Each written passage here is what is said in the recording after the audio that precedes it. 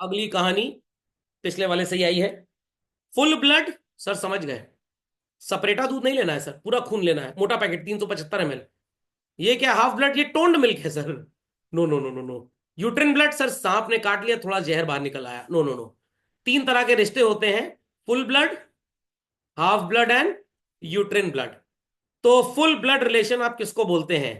दो लोग x and Y, इनका रिश्ता फुल ब्लड तब होगा जब इनके माता और पिता ए एंड बी है।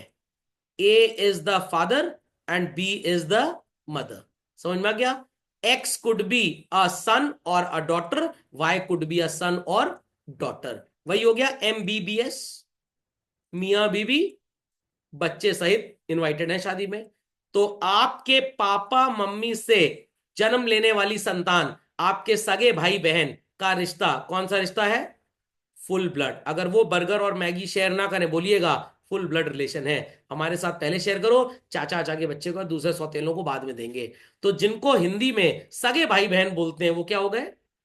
फुल ब्लड हो गए। तो कानून में there is no word called सगा और सौतेला, इट इज फुल ब्लड। समझ में आ गया what is full blood?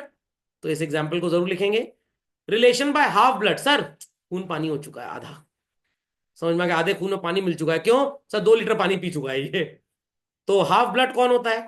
To person, मान लीजिए M and N are related half blood when they have same father but different mother. कहने का मतलब, फादर ए थे, M जो है ये संतान B से हुई, और N जो है ये संतान C से हुई। समझ में आ गया? तो A ने कितनी शादी की?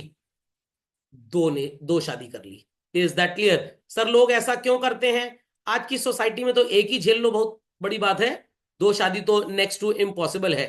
नहीं तो दोनों को मंगलसूत्र दो दो दिलवाने पड़ेंगे, 9 लखे हार दो दो दिलवाने पड़ेंगे। तो आपको पता है पॉलीगैमी पॉलीएंड्री कहां पे होता था? जहां पे मेल्स कम होते थे और फीमेल्स ज्यादा। Is that clear? तो दो औरतों की शादी एक औरत से हो जाती थी, एक मर्द से हो जाती थी। तो A is the common father of M and N। एक ही स्कूल में PTM हो तो ठीक है, नहीं तो बेचारे PTM वाले दिन अपने ऑफिस से छुट्टी लेनी पड़ेगी। M अलग स्कूल में और N अलग स्कूल में। एक ही जगह दोनों बीवियों को किट्टी पार्टी ज्वाइन करवा दो, नहीं तो अलग अलग छोड़ के आना पड़ेगा दोनों को। Is that clear? एक ही शहर की दो लड़कियों से शादी करो, नहीं तो गर्मी की छुट्टी में पता लगा इनको दिल्ली जाना है इनको चेन्नई जाना है, अब 2 फ्लाइट बुक करानी पड़ेगी। ओके, तो ये समझ में आ गया? तो फादर एक है बट मदर दो हैं। तो M इज द संतान of A and B and N is the संतान ऑफ A एंड C। तो M और N का रिश्ता क्या है भाई? Half blood. अब ध्यान से सुनिएगा, A और B से एक और संतान ने जन्म लिया, Z। तो Z और B का रिश्ता क्या माना जाएगा? फुल ब्लड माना जाएगा। नहीं समझे? ए और बी से, सॉरी ए और एम से एक संतान ने जन्म लिया बी, और ए और सॉरी ए और बी से एक संतान ने जन्म लिया एम, और एक संतान ने जन्म लिया जेड। तो एम और जेड का रिश्ता क्या होगा? Full blood. समझ में आ गया? समझ में आ गया? चलिए एक और एग्जांपल ले लेते हैं आप। ए और सी से एक संतान तो एन थी, एक संतान पी बन गई। तो एन और पी का रिश्ता भी क्या हो जाएगा? Full blood. Is that clear? Is that clear? तो ए की आधी प्रॉपर्टी मिलेगी एम और जेड को, और आधी प्रॉपर्टी मिलेगी एन और पी को। बट अगर एम ने कोई प्रॉपर्टी खरीदी है तो उसके हिस्सेदार सिर्फ जेड और बी होंगे। सी ने कोई प्रॉपर्टी खरीदी है तो उसके हिस्सेदार सिर्फ एन और पी होंगे। समझ में आ गया impact of full blood half blood? चलिए, यूट्रिन ब्लड, दो लोग मान लीजिए F एंड G, ये भाई बहन है, बहन बहन है, भाई भाई है। यूट्रिन ब्लड रिलेशन बोलेंगे when they have a same mother, mother का नाम रख देते हैं Q। समझ में आ गया? फादर दो थे, व्हाट? Q ने दो शादी की थी। करवा चौथ का तो एक ही व्रत रखेगी सर कि दो रखेगी? अरे व्रत तो एक ही रखेंगे सर, छन्नी डबल वाली चाहिए होगी, दूरबीन वाली छन्नी, बीच में डंडा लगा देंगे, दो छन्नी वेल्ड करा देंगे उससे। ओके, क्यू ने एक शादी की थी एक्स से और एक शादी की थी जेड से। क्यू और एक्स की संतान एफ है, क्यू और जेड की संतान जी है। तो एफ की पूरी प्रॉपर्टी, सॉरी एक्स की पूरी प्रॉपर्टी किसको मिलेगी? एफ को। और जेड की पूरी प्रॉपर्टी किसको मिलेगी? जी को। खोपड़े में बात गई। तो ऐसा तो सोसाइटी में बहुत होता है भाई, एक वाइफ की डेथ हो गई तो इंसान ने दूसरी मैरिज कर ली। ऐसा मैंने तो आज तक ना देखा कहीं पे। आपने अगर मोहल्ले में कहीं देखा हो तो बताइएगा। Is that clear? तो यूट्रिन ब्लड का कॉन्सेप्ट बहुत कम है। तो यहां पे mother is same but father is different. Is that clear और नॉट? समझ में आ गया? चलिए, तो एफ और जी का रिश्ता, जहां पे सेम मदर डिफरेंट फादर, तो आप यहां पे बोल सकते हैं it is same mother and different father. Here it is same father and different mother.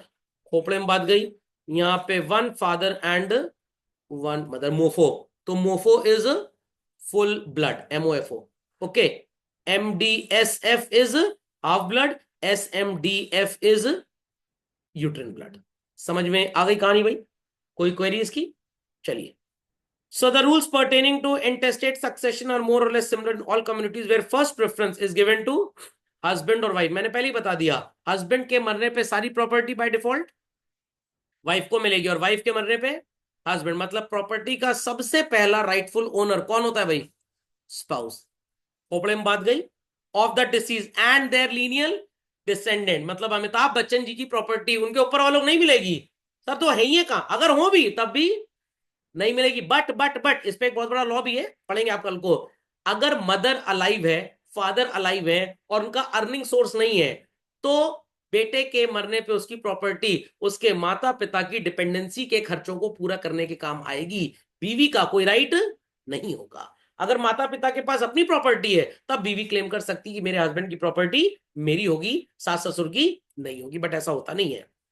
In their absence, preference is given to collateral that are close to the deceased। तो collateral में सबसे पहले प्रॉपर्टी अनमैरिड सिस्टर को मिलती है। Unmarried sister के बाद उसकी ब्रदर की हो जाती है।